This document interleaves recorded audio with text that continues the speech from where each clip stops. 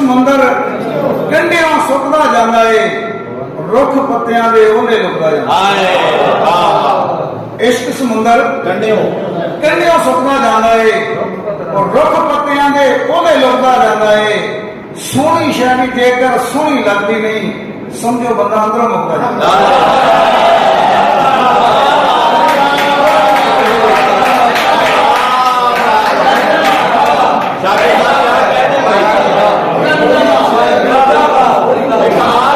ਇਸ਼ਕ ਸਮੁੰਦਰ ਕੰਢਿਆਂ ਸੁੱਕਦਾ ਜਾਂਦਾ ਏ, ਰੁੱਖ ਪੱਤਿਆਂ ਦੇ ਉਹਨੇ ਲੁਕਦਾ ਜਾਂਦਾ।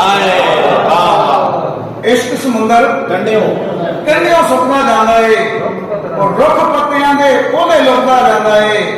ਸੋਹਣੀ ਸ਼ੈਲੀ ਜੇਕਰ ਸੋਹਣੀ ਲੱਗਦੀ ਨਹੀਂ, ਸਮਝੋ ਬੰਦਾ ਅੰਦਰੋਂ ਮੁੱਕਦਾ ਜਾਂਦਾ।